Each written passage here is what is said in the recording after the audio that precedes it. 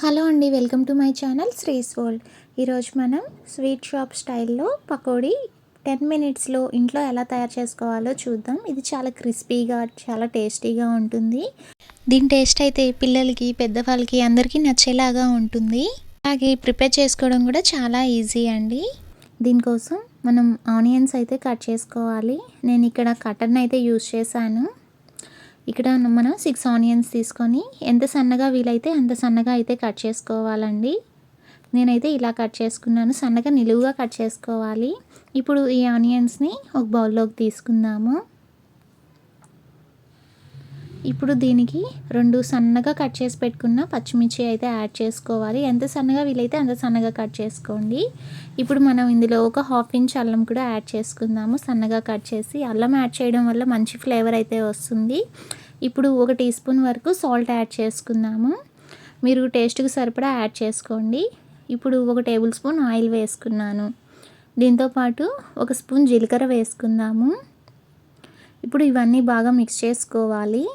ఇలా మిక్స్ చేసుకోవడం వల్ల సాల్ట్ అవన్నీ ఆనియన్ కలవడం వల్ల ఆనియన్ నుంచి కొంచెం వాటర్ అయితే రిలీజ్ అవుతుంది. ఇక మనం ఎక్స్ట్రా వాటర్ ఏం యాడ్ చేయాల్సిన అవసరం అయితే ఉండదు.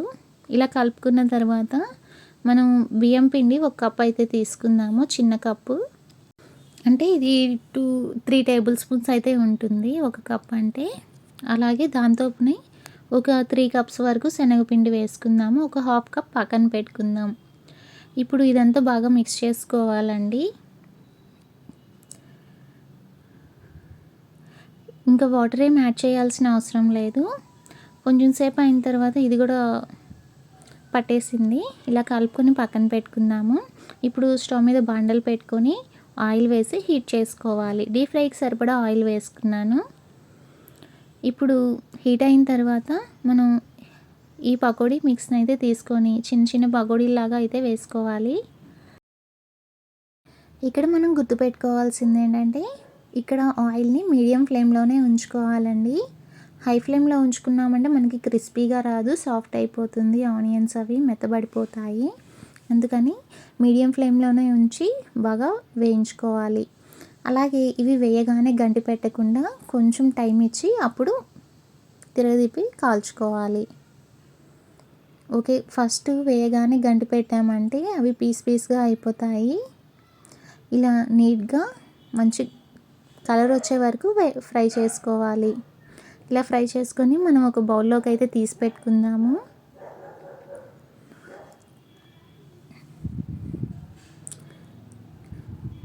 ఇప్పుడు మళ్ళీ వేసుకోవడానికి మధ్యలో కొంచెం సేపు ఒక 2 మినిట్స్ ఆయిల్ని కాలనిచ్చి అది కొంచెం కాలిన తర్వాత మళ్ళీ ఇంకొక వాయి అయితే వేసుకుందాము. ఇలా మొత్తం కాల్చుకొని రెడీగా చేసేసుకుందాము. అంతేనండి, మనకి టేస్టీగా ఉండే పకోడీ అయితే రెడీ అయిపోయింది. మనం సర్వింగ్ బౌల్లోకి సర్వ్ చేసుకోవడమే. ఇలా చేసుకున్నారంటే పిల్లలు, పెద్దలు అందరికీ నచ్చేలాగా ఉంటుందండి. దీని టేస్ట్ అయితే మనం ఇంట్లోనే 10 మినిట్స్లో అప్పటికప్పుడైతే రెడీ చేసేయచ్చు. చాలా బాగుంటుంది. ఈ వీడియో మీకు నచ్చినట్లయితే లైక్ చేయండి. ఫ్రెండ్స్ అండ్ ఫ్యామిలీ మెంబర్స్కి షేర్ చేయండి. అలాగే మా ఛానల్ని సబ్స్క్రైబ్ చేసుకోండి.